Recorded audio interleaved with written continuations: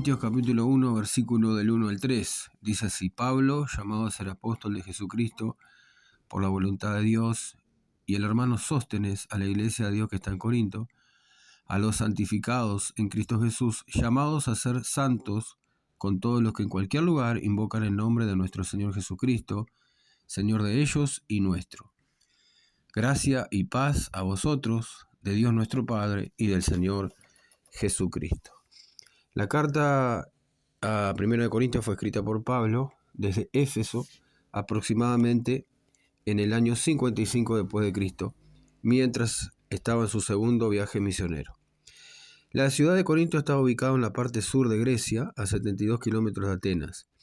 Esta parte baja, llamada el Peloponeso, está conectado al resto de Grecia por un istmo, que es una franja de 6 kilómetros aproximadamente, el cual está delimitado al este por el Golfo Sarónico y al oeste por el Golfo de Corinto. Corinto estaba cerca de la mitad del istmo, ubicada en una meseta alta. Para evitar el viaje por el mar, que representa unos 400 kilómetros bordeando toda esa costa, pero aparte era muy peligroso por las aguas rocosas, la mayoría de las embarcaciones se trasladaba a través de plataformas con ruedas, atravesando esta franja de un puerto al otro, pasando directamente por la ciudad de Corinto, a la cual, claro, tendrían que pagar sus tributos para poder hacer ese peaje. La ciudad era muy próspera, teniendo comerciantes, artesanos, artistas, filósofos, maestros y trabajadores de diferentes países. Corinto no solo prosperó como una de las principales ciudades de comercio de Grecia, sino que también para gran parte del Mediterráneo, inclusive al norte de África, Italia y Asia Menor. Era un puerto muy, muy importante. Aunque era una ciudad muy cosmopolita y próspera, era también muy inmoral, en donde abundaba la prostitución y toda clase de perversiones. Los griegos tenían el término corentizar, que quería decir vivir a lo corinto, para describir la inmoralidad de la ciudad. La ciudad tenía más de una docena de templos. El más famoso era el de la diosa Afrodita, diosa griega del amor. Y se dice que al caer la tarde unas 1000 prostitutas religiosas bajaban a la ciudad a ofrecer sus servicios a los hombres y a los visitantes. Como Corinto tenía 2 puertos muy importantes, se alojaban una multitud de marineros, comerciantes y soldados. También habían diferentes lugares de adoración a otras deidades griegas. Esto hacía difícil que Corinto fuera conocida por tener una moral respetable. La carta a los Corintios se diferencia por otras cartas por la gran cantidad de temas variados que tratan.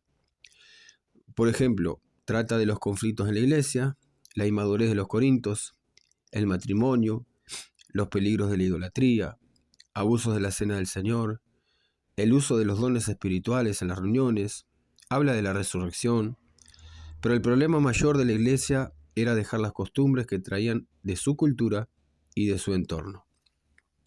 Pablo comienza en el versículo 1 diciendo: y presentándose a sí mismo en este saludo, Pablo, llamado a ser apóstol de Jesucristo por la voluntad de Dios.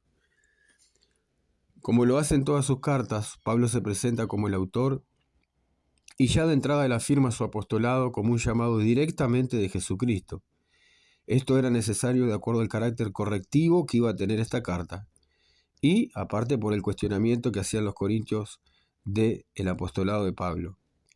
En los primeros 10 versículos el apóstol nombra a Jesucristo por lo menos 10 veces. La palabra apóstol significa enviado. Y los apóstoles fueron llamados o comisionados directamente por Jesucristo, no por los hombres. Fueron testigos aparte de su resurrección, y sus palabras tenían la misma autoridad que las de Cristo. Por eso sus cartas y enseñanzas en la Biblia se consideran como palabra de Dios. Pablo recibió su apostolado y su llamado directamente de Jesucristo cuando se le apareció camino a Damasco. Y Pablo mismo consideraba que después de él ya no habían más apóstoles, por lo menos con el mismo llamado y autoridad que tuvieron en el principio los apóstoles. En 1 Corintios capítulo 15, versículos del 6 al 8, describe que después de resucitar, Jesucristo se le apareció a Pedro, a 500 hermanos, después a Jacob, a quien también se le considera un apóstol, después a todos los apóstoles, y en el verso 8 Pablo dice, y al último de todos, como un abortivo, nacido fuera de tiempo, a mí, porque yo soy el más pequeño de los apóstoles. El verso 1 también dice que Pablo, apóstol de Jesucristo por la voluntad de Dios, y el hermano Sóstenes. Pablo presenta a Sóstenes como el hermano, lo que quiere decir que Sóstenes era un cristiano bien conocido entre los creyentes de Corinto. Tal vez pueda ser el mismo del capítulo 18 de Hechos, versículo 17, que era un principal de la sinagoga que fue golpeado por no haber logrado el cometido de juicio en contra de Pablo en la sinagoga. Más tarde, Sóstenes se convierte al cristianismo. El versículo 2 dice que la carta va dirigida a la iglesia de Dios que está en Corinto. Los griegos utilizaban la palabra eclesia para hablar de asambleas, que eran reuniones de gente que habían sido llamados a participar de una asamblea. Los cristianos muy temprano se apropiaron de este término para referirse a personas llamadas por Dios a salir del mundo y a entrar en una comunión personal con Él. La iglesia de Dios que está en Corinto, dice el versículo 2. La iglesia era de Dios, le pertenece a Dios y no a los creyentes de Corintios. Ellos no están a cargo, Dios está a cargo. No es la iglesia de Corinto, sino que es la iglesia de Dios que está en Corinto. Qué bueno es saber que no hay un lugar tan inmoral en la tierra que no se pueda establecer una asamblea que le pertenezca a Dios. Continuando con el versículo 2, dice a los santificados en Cristo Jesús, llamados a ser santos. Pablo no solo les dice a los hermanos de Corintio que son gente apartada para una relación especial con Dios, sino que también son llamados a ser santos. El concepto de santidad está en toda la Biblia. Dios es santo, su Espíritu es el Espíritu Santo, el Señor apartó el sábado y lo santificó, el tabernáculo tenía un lugar santo y un lugar santísimo. Los utensilios que se usaban eran santos. Los sacerdotes y levitas eran también apartados y santificados para el servicio. La palabra, recordemos, la palabra santo significa apartado. El sumo sacerdote llevaba una diadema de oro puro que decía santidad a Jehová. Representa la separación de todo lo impuro y lo profano. La ciudad de Dios es la ciudad santa. Y la iglesia es un pueblo apartado, una nación santa, para anunciar las virtudes de aquel que lo llamó, de las tinieblas a su luz admirable. Hay 3 etapas en la santificación del creyente. Primero, la santificación comienza con el nuevo nacimiento o regeneración. Hay un cambio definido cuando tiene lugar la regeneración. Una vez que nacemos de nuevo, no podemos continuar con el hábito de pecar como patrón de vida, porque hay una nueva naturaleza que nos impulsa a la santificación. Primera de Juan, capítulo 3, versículo 9, dice que todo lo que es nacido de Dios no practica el pecado, porque la simiente de Dios permanece en él y no puede pecar porque es nacido de Dios. Ahora el cristiano puede vivir de manera a otra diferente a la que estaba habituado, porque tiene el poder de vencer patrones de conducta. La Biblia es clara en cuanto que el Espíritu Santo suministra el poder a los hijos e hijas de Dios para vencer las tentaciones y seducciones del pecado.